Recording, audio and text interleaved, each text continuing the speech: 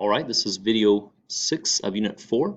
And in this video, we'll talk about writing chemical equations. Remember, chemical equations are representations of chemical reactions. So, for example, when water is broken down into hydrogen and oxygen gas, you can represent that with a chemical equation. You can balance the equation to make sure you see we have twice as much hydrogen as oxygen.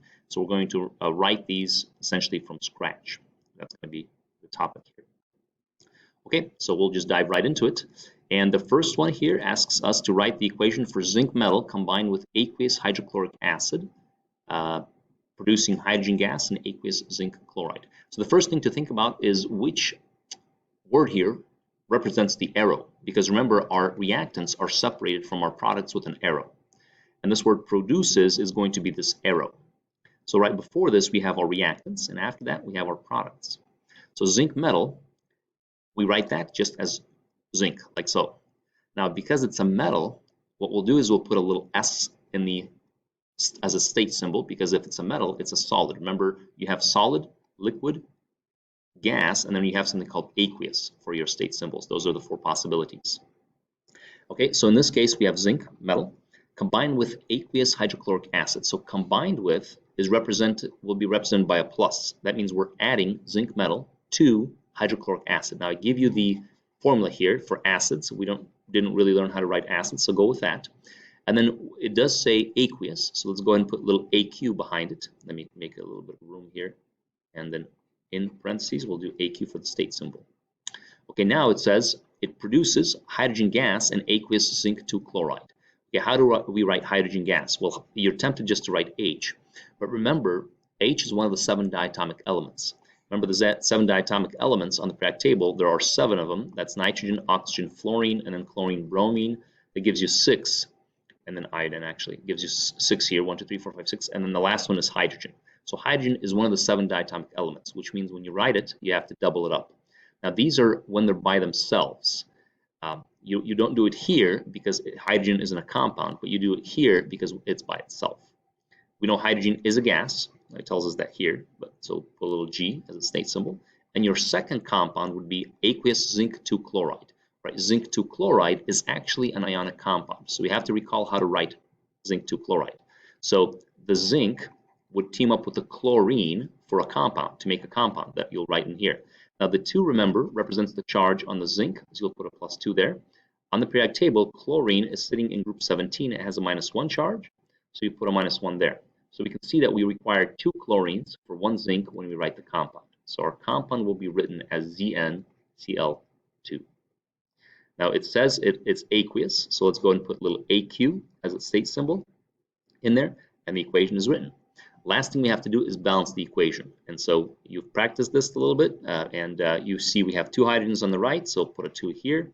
That gives us 2 chlorines. Yep, that's 2 chlorines, a zinc and a zinc. The equation is balanced. This is our balanced equation for the reaction represented above. Not too bad. All right, why don't you try one on your own? Go and practice this on your own. Pause the video and try this one. And then let's do one more. Let's do this one. Write an equation for solid copper 2 carbonate decomposing into solid copper 2 oxide and carbon dioxide gas upon heating. Right, in this case, what we have is, again, the word, let's pick the word that represents the arrow. Now this is a decomposition reaction, so decomposes will actually be the arrow here. So we have one substance on the left, solid copper 2 carbonate. Now this is a compound, and it uses this polyatomic ion carbonate that we saw in the previous video, which we'll kind of cover here. And then you have solid copper 2 oxide and carbon dioxide gas. So we have one reactant, and then we have 2 products, this one and this one. So we'll kind of write the equation like this. We'll have a reactant and 2 products. Okay, so in here has to go copper 2 carbonate. How do we write copper 2 carbonate? Well, the 2 represents the charge on the copper. That's a +2. And the carbonate was that polyatomic ion. Now, if you cycle back in your notes, you'll see that the polyatomic ion carbonate has this formula right here. Whoops. Let's try this right here. Apologize. Here's carbonate. Carbonate has a CO3 with a -2 charge. That is the formula for it. So let's go ahead and put that down. That's really, you can just go ahead and look up the carbonate. You don't have to memorize it. And so our carbonate is actually CO3 with a -2 charge. Now what you'll notice is that copper is +2, carbonate is -2, so you just need one of each. So whenever you write the compound, it'll be CuCO3. That will be the compound that you write. Okay, it says it's a solid, so let's go ahead and put an S as a state symbol behind it. And then it decomposes into solid copper 2 oxide and carbon dioxide gas upon heating. So copper 2 oxide will be Cu. Let's see, we have to think about this as a compound as well. We have to write it as a compound. So your copper has a +2 charge. Oxide is oxygen. If you look in the periodic table, that has a -2 charge. So again, we just need one of each. So copper 2 oxide will be written like this, CuO. It says it's also a solid, so we'll put a solid here. And then we're going to add to this carbon dioxide gas. And then we hopefully remember that carbon dioxide gas is CO2. Di means 2 oxygens for every 1 carbon. And this is a gas, so we'll put a little G as the state symbol behind it. All right.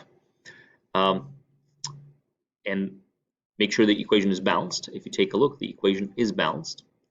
There's 1 copper on the left, 1 copper on the right, a carbon, 3 oxygens on the left, 1 here and 2 there. Yeah, the whole thing is balanced. So the equation is complete. Go ahead and try the same thing on your own and practice 10. Pause the video, try it. And then we'll finish up with an example that has 5 different equations for us to write. And this is the toughest part of writing equations, and that's completing the reactions.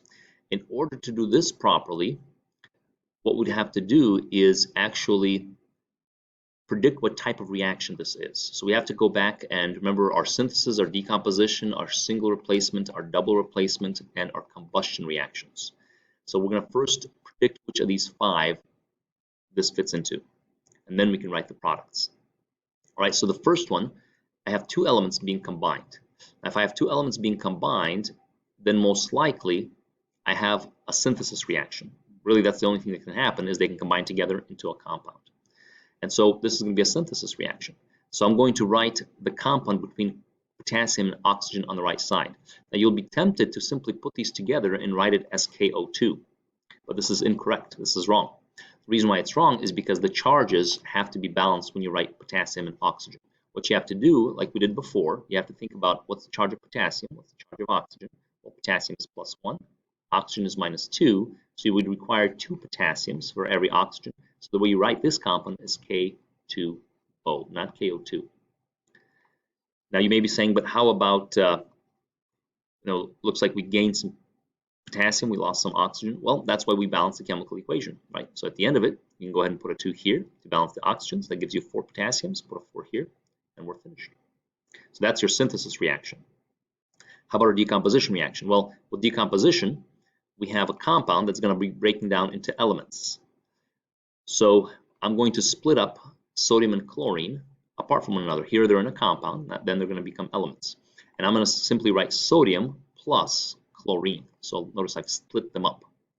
Now you have to watch out because chlorine is a diatomic element. You have to put a 2 down here. Remember, this is one of the 7 diatomic elements.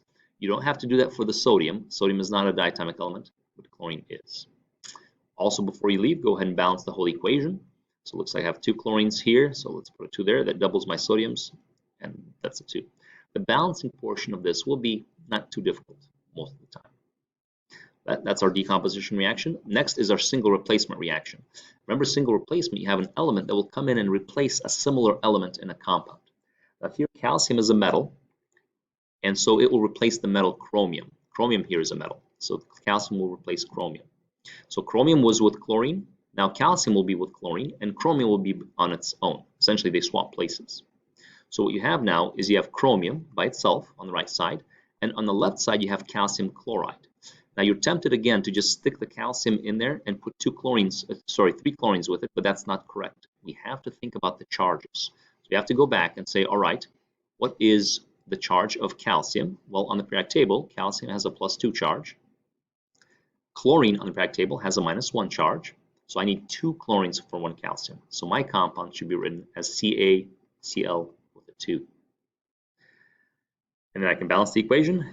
Since I have 3 chlorines here and 2 here, let's get them up to 6. Put a 3 here, that gets me up to 6. Put a 2 here, that gets me up to 6. I have 2 chromiums now, let's put a 2 here. I have 3 calciums on the right, let's put a 3 here, and the equation is balanced. I'm balancing these really quickly, so you'll obviously stop and make sure you can balance them. All right, how about the next one? The next one will be a double replacement reaction. Here we have silver and barium, and these two will actually swap places. Silver and barium will change places. That's how you know it's a double replacement. You have 2 compounds reacting with each other. All right, so when they swap places, you'll have barium nitrate and silver chloride. And then again, we have to balance charges. I can't assume that when the silver comes over here, AgCl2, I can't assume that. I have to think about the charges. And in fact, the charges are going to be +1 and -1. So silver here has a +1 charge. Here's how I know silver is a +1 charge. Nitrate, NO3, is a polyatomic ion. And if you go back up to the previous lesson, nitrate, here it is, there's nitrate. Nitrate, notice, has a -1 charge. So this whole NO3 has a -1 charge on it. So since it has a -1 charge, silver on this compound has a +1 charge because there's only one nitrate with the silver. Hopefully that makes sense. So since there's only one silver with the nitrate and the nitrate's -1, the silver must be +1. So I know my silver is +1. So when I make it on this side, when I make a compound from it and chlorine, I assume that silver is +1, chlorine's -1, so I just need one of each. So my compound is written as AgCl. All right, now when I do the same thing with my barium that replaces the nitrate, it's going to go here. My barium is a +2 charge on the periodic table. The nitrate is a -1 charge. You would require 2 nitrates for every 1 barium because you have a -1 on each nitrate. So I'm going to write this as BaNO3 with a 2 down here, just like so. All right. Let's balance the equation. It looks like you can think of nitrates. You have 2 nitrates here, so we need 2 nitrates here. Put a 2 in front of there. That gives you 2 silvers. To put a 2 in front of there, that gives you 2 chlorines, and that's actually 2 chlorines. So we are balanced. That equation is written, whoops, and balanced as it is. The last one is combustion. This is the easiest one to write because combustion will always have the same products. The 2 products will always be CO2 and H2O. These will always be the products of a combustion reaction. All right, so what you'll do here is really balance the equation. You have 4 carbons, put a 4 here, 8 hydrogens, put a 4 here. That gives me 4 oxygens plus 8 oxygens, that's 12 oxygens, so put a 6 here, and the equation is balanced. Okay, so I have the same thing for you to practice on your own in this practice 11, and then we'll do a bunch of these in class. This is probably a tougher idea, so we'll take a few days to make sure we work through these, but go ahead and try to give the products and then balance the equations at the end. This completes for us the video.